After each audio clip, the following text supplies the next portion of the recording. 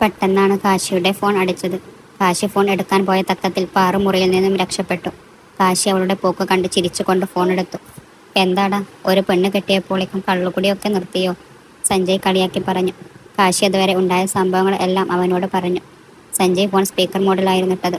കാശിയുടെ വാക്കുകൾ നിവേദ് കേട്ടിരുന്നു. കാശി പറയുന്നത് എല്ലാം കേട്ട് അവർക്ക് രണ്ടുപേർക്കും ചിരി വന്നിരുന്നു. അവൾ ആണെങ്കിൽ ഒരുടക്കുപ്പേരി പോലെ എനിക്ക് തിരിച്ചു പണി തരും. പെട്ടെന്ന് പോയി എന്ന് പറഞ്ഞാൽ മതിയല്ലോ. പെട്ടുപോയി എന്ന് പറഞ്ഞാൽ മതിയല്ലോ. നിനക്കായിരുന്നല്ലോ അവളെ കെട്ടണം, ആരും കൊണ്ടുപോകാൻ പാടില്ല എന്നൊക്കെ ഉണ്ടായിരുന്നത്. അനുഭവിച്ചോ? അതൊക്കെ അങ്ങനെ തന്നെയാണ്. എനിക്ക് വേണം അവളെ. പക്ഷെ പെണ്ണിനെ ഒതുക്കാൻ ഒരു വഴിയുമില്ല. അവൻ പറയുന്നത് കേട്ട് അവർ ശബ്ദം പുറത്തു വരാതെ ചിരിച്ചു. കുറച്ചു നേരം സംസാരിച്ച് അവർ ഫോൺ വെച്ചു. ഡാ, നമ്മളാണ് പാർവതിയെ അങ്ങോട്ട് പറഞ്ഞയച്ചത് എന്ന് അവൻ അറിഞ്ഞാലുണ്ടല്ലോ. എന്തായാലും പാർവതി പറയാതെ അറിയില്ല. പിന്നെ നിന്റെ പെണ്ണ് എന്തായാലും പറയില്ലല്ലോ. എന്തായാലും ഈ കല്യാണം കൊണ്ട് നേട്ടം എനിക്കാണ്. ദേവിയുടെ നമ്പർ കിട്ടി, നിവേദ് ചിരിച്ചുകൊണ്ട് പറഞ്ഞു. വല്ലാതെ വിളിച്ചു പോയി സ്വഭാവം കാണിക്കല്ലേ, ഒരു മയത്തിലൊക്കെ മതി. കാശി അറിഞ്ഞാലുണ്ടല്ലോ. നിവേദും സഞ്ജയും കുറേ നേരം അവിടെ നിന്നില്ല. കാശി ഇല്ലാത്തത് അവർക്കും ഒരു സങ്കടമായിരുന്നു. രാത്രി ഭക്ഷണം കഴിക്കാൻ വേണ്ടി പാറു കാശിയെ വിളിക്കാൻ വരുമ്പോൾ അവൻ ഫോണിൽ കളിച്ചിരിക്കുകയായിരുന്നു. ഭക്ഷണം കഴിക്കാൻ വാ, എല്ലാവരും കാത്തിരിക്കുന്നു. ഈ കാശിയെ കുറച്ചു നേരം കാത്തിരിക്കേണ്ടി വരും. പറ്റാത്തവരോട് പോകാൻ പറ. അവളെ നോക്കാതെ ഫോണിൽ നോക്കി തന്നെ അവൻ പറഞ്ഞു. അത് കേട്ടതും പാറു പിന്നെ ഒന്നും മിണ്ടാതെ പോയി. കാശി നോക്കുമ്പോൾ അവൾ നിൽക്കുന്ന സ്ഥലം ശൂന്യമായിരുന്നു. ഒരാവേശത്തിൽ പറഞ്ഞു പോയത് അബദ്ധമായെന്ന് അവന് മനസ്സിലായി. അവൻ പതിയെ എഴുന്നേറ്റ് വാതിലിൻ്റെ അടുത്ത് ചെന്ന് നിന്ന് ചെവി കൂർപ്പിച്ചു. ഹാളിൽ നിന്നും അവരുടെ സംസാരം കേൾക്കുന്നുണ്ടായിരുന്നു. ഋഷി പാറുവിനോട് സംസാരിക്കുന്നത് കേൾക്കുമ്പോൾ എല്ലാം അവന് ദേഷ്യം ഇരച്ചു കയറും. മോളെ, കാശി ഇവിടെ. ഏട്ടൻ ഉറങ്ങിപ്പോയി അച്ഛ. ഇനി ഉണരുമ്പോൾ കൊടുത്തോളാം ഞാൻ. അത് കേട്ടതും കാശിക്ക് ദേഷ്യവും ഋഷിക്ക് സന്തോഷവുമായി. അവൻ പാറുവിനോട് ഒരുപാട് സംസാരിച്ചു കൊണ്ടിരുന്നു. മനസ്സിലെ ചിന്തകൾ പുറത്തു കാണിക്കാതെ കാശി മുറിയിൽ അങ്ങോട്ടും ഇങ്ങോട്ടും നടന്നു. തന്നെ ഒഴിവാക്കാൻ അവൾ മനഃപൂർവ്വം ചെയ്താണെന്ന് വരെ തോന്നി അവന്. പിന്നെ ഒട്ടും സമയം കളയാതെ കാശി അവൾ ഭക്ഷണം കഴിക്കുന്നിടത്തേക്ക് നടന്നു. കാശിയെ കണ്ടതും ഋഷിയുടെ മുഖത്തെ സന്തോഷം മാഞ്ഞു. ടേബിളിൽ ഇരുന്നു കാശി പാറുവിനെ ദേഷ്യത്തിൽ നോക്കി. അവൾ അവനെ നോക്കി എളിച്ചു കാണിച്ചു. മോന് ഉറങ്ങിപ്പറഞ്ഞു പാറു, സുമിത്ര ഭക്ഷണം വിളമ്പിക്കൊണ്ട് പറഞ്ഞു. പാറു ഇത് കേൾക്കാത്ത പോലെ ഋഷിയോട് ഓരോന്ന് സംസാരിച്ചു കൊണ്ടിരുന്നു. പാർവതി ഋഷിയോട് കൂടുതൽ അടുക്കുന്നത് കാശിക്ക് ദേഷ്യമുണ്ടാക്കി. ഋഷി കാശിയെ പരിഹാസ രൂപേണെ നോക്കി. കാശി അവരെ ശ്രദ്ധിക്കാതെ വേഗം ഭക്ഷണം കഴിച്ച് എഴുന്നേൽക്കുമ്പോൾ പാറുവിനെ നോക്കി പേടിപ്പിക്കാനും മറന്നില്ല. ഇതെല്ലാം കണ്ട് ഋഷി മനസ്സിൽ ഓരോന്ന് കണക്ക് കൂട്ടി. അവരെ തമ്മിൽ എന്നേക്കുമായി പിരിക്കാൻ ഉള്ള വഴികൾ മനസ്സിൽ ഓർത്തു. കുടിലത നിറഞ്ഞ ചിരിയോടെ അവൻ ഇരുന്നു. കിടക്കാൻ വേണ്ടി മുറിയിലേക്ക് വന്ന പാർവതി മുറിയിൽ വെളിച്ചം ഒന്നും കാണാത്തത് കൊണ്ട് ലൈറ്റ് ഇടാൻ വേണ്ടി തുനിഞ്ഞതും രണ്ട് കൈകൾ വന്ന് അവളുടെ ഇടുപ്പിലൂടെ ചുറ്റി വരുന്നു. അവളുടെ പിൻകഴുത്തിൽ അടച്ച ശ്വാസത്തിൽ നിന്നും അത് കാശിയാണെന്ന് ആ നിമിഷം തന്നെ അവൾക്ക് മനസ്സിലായി. അവൾക്ക് എന്തോ എതിർക്കാൻ തോന്നിയില്ല. അവൻ്റെ നെഞ്ചിൽ ചാരി അവളും നിന്നു. അവളെ തൻ്റെ രണ്ട് കൈകൾ കൊണ്ട് കോരിയെടുത്ത് കാശി ബെഡിൽ കിടത്തി. പിന്നെ വാതിൽ അടച്ചു വന്ന് മുറിയിൽ ലൈറ്റിട്ടു. ബെഡിൽ കിടക്കുന്ന പാറുവിൻ്റെ അടുത്തേക്ക് ഷർട്ടിൻ്റെ ബട്ടൺ ഓരോന്ന് അഴിച്ചുകൊണ്ട് കാശി നടന്നു. അത് കണ്ട് പാറുവിന് ആകെ പരവേശം തോന്നി. കാശി അവളുടെ കവിളിൽ കുത്തിപ്പിടിച്ച് തന്നോട് അടുപ്പിച്ചു. അവൻ്റെ കണ്ണിലെ ദേഷ്യം കണ്ടതും പാർവതിക്ക് ഭയം തോന്നി. നീ എന്നെ അവോയ്ഡ് ചെയ്യും അല്ലേടി, അതും അവൻ്റെ മുന്നിൽ വെച്ച്. പാർവതിക്ക് കവിൾ വേദനിക്കാൻ തുടങ്ങിയിരുന്നു. അവൻ്റെ കൈമാറ്റാൻ ശ്രമിച്ചെങ്കിലും വിഫലമായി. കാശി അവളെ കൂടുതൽ ചേർത്ത് നിർത്തി. അവന് നന്നായി ദേഷ്യം വന്നിട്ടുണ്ടെന്ന് അവൾക്ക് മനസ്സിലായി. ഈ കളി മുഴുവൻ കളിച്ചത് അവൻ്റെ മുന്നിൽ ജയിച്ചു കാണിക്കാനാണ്.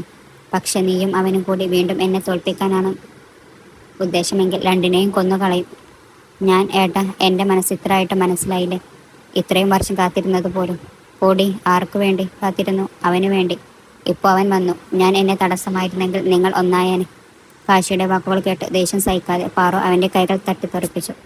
എഴുന്നേറ്റ് മുറിയിൽ നിന്നും പോകാൻ വേണ്ടി നിന്നതും കാശി അവളെ പിടിച്ചു നിർത്തി. എവിടെ പോകാൻ നീ? അവന് ഉറങ്ങിയോ നോക്കാനോ? അതെ, ഞാനും ഋഷിയും തമ്മിൽ നിങ്ങൾ കരുതുന്ന പോലെ ഒരു ബന്ധം തന്നെയാണ്. ആര് പറഞ്ഞു നിങ്ങളോട് ഞങ്ങൾക്കിടയിൽ വരാൻ? ഡി, കാശി അലറിക്കൊണ്ട് അവളുടെ മുടിയിൽ പിടിച്ച് ഭിത്തിയിൽ ചാരി നിർത്തി. നീ എൻ്റെ ആണ് പാറു, എൻ്റെ മാത്രം. നിന്റെ ഓരോ അണുവിലും കാശി മാത്രം ആയിരിക്കണം. ശരീരം കൊണ്ടും മനസ്സുകൊണ്ടും നീ എന്നെ മാത്രം വേണം ആഗ്രഹിക്കാൻ. അവളുടെ കണ്ണിൽ നോക്കി കാശി വീറോടെ പറയുമ്പോൾ അതങ്ങനെ തന്നെയാണെന്ന് അവളുടെ മനസ്സിൽ 1000 വട്ടം പറഞ്ഞിരുന്നു. അവളെ കയ്യിലെടുത്ത് ബെഡിൽ കിടത്തി കാശി അവളുടെ മുകളിൽ കിടന്നു. നിന്റെ അനുവാദം പോലും ചോദിക്കില്ല പറഞ്ഞു. നീ എൻ്റെ ആണെന്ന ബോധത്തോടെ നിന്നെ സ്വന്തമാക്കുവാൻ പോകുവാൻ ഞാൻ. അവളുടെ മാറത്തു നിന്നും സാരി മാറ്റിക്കൊണ്ട് കാശി പറഞ്ഞു. അവളുടെ എതിർപ്പുകൾ അവഗണിച്ചു. അവളുടെ രണ്ട് കൈകളും അവൻ പിടിച്ചു വെച്ചു.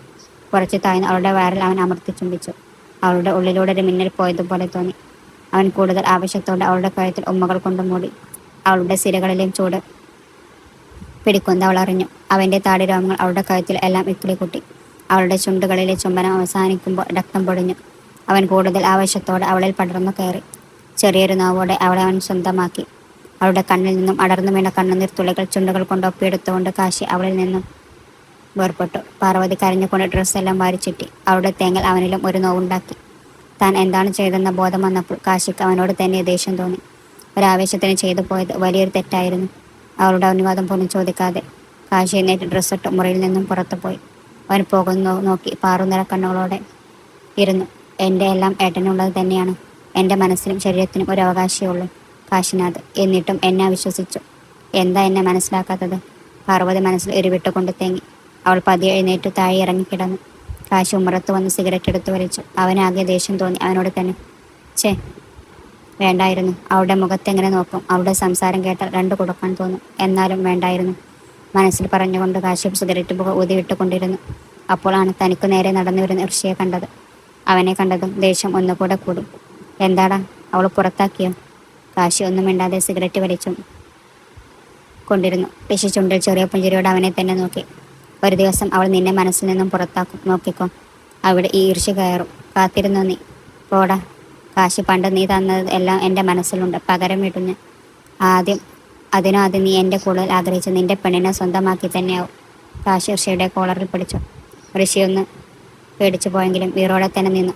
കൊണ്ടുപോടാ, എൻ്റെ അടുത്തു നിന്നും അവളെ നീ കൊണ്ടുപോയി കാണിക്ക്. എന്നിട്ട് വാ, ആണാണെന്ന് കാണിക്കാൻ. കൊണ്ടുപോകും ഞാൻ. ഓർമ്മ വെച്ച നാൾ മുതൽ സ്വപ്നം കണ്ടതാ ഞാൻ അവളെ. പക്ഷെ അവളുടെ മനസ്സിൽ നീ മാത്രമായിരുന്നു. ഇന്നും അന്നും ഇന്നും നീ എവിടെ ഉണ്ടെന്നറിഞ്ഞ് ഇവിടേക്ക് സ്ഥലം വരെ മാറി വന്നവൾ. നിനക്ക് വേണ്ടി അവൾ ഓരോന്ന് ചെയ്യുമ്പോഴും എനിക്ക് നിന്നോടുള്ള പക കൂടുകയായിരുന്നു. ഋഷിയുടെ വാക്കുകൾ കേട്ട് വിശ്വാസം വരാതെ കാശി അവനെ തുറച്ചു നോക്കി. അവൾ എന്തിന് എന്നെ തേടി വരണം? ആ 10ാം ക്ലാസ്സുകാരുടെ മനസ്സിൽ കയറി കൂടിയാളല്ലേ നീ. നിനക്ക് വേണ്ടി അവൾ ചെയ്തെല്ലാം ഓർക്കുമ്പോൾ നിന്നെ കൊല്ലാൻ തോന്നും എനിക്ക്. കാശിക്ക് കേട്ടതൊന്നും വിശ്വാസമായില്ല. അവൻ ഋഷിയുടെ വാക്കുകളോട് ഉള്ളടക്കം തേടിക്കൊണ്ടിരുന്നു. അവന് പാർവിനെ കാണണം എന്ന് തോന്നി. മുറിയിൽ പോകാൻ നിന്നു. നിന്നെ അവൾ വെറുക്കും ഒരിക്കലും. അവൾ എന്നെ തേടി വരും കാശി, നീ ഓർത്തോ. തിരിഞ്ഞു നിന്നുകൊണ്ട് കാശി പറഞ്ഞു. അവൾ എനിക്ക് വേണ്ടിയാണ് ഇവിടെ വന്നെങ്കിൽ, ഇത്രയും കാലം കാത്തിരുന്നതെങ്കിൽ മരണം വരെ അവിടെ ഈ കാശി ഉണ്ടാവും. ഒരിക്കലും എന്നെ വിട്ടുവരില്ല. കാശി വീറോടെ പറഞ്ഞുകൊണ്ട് മുറിയിലേക്ക് പാഞ്ഞു. എന്തോ അവളുടെ അടുത്ത് പെട്ടെന്നെത്താൻ അവൻ്റെ ഹൃദയം തുടിച്ചു.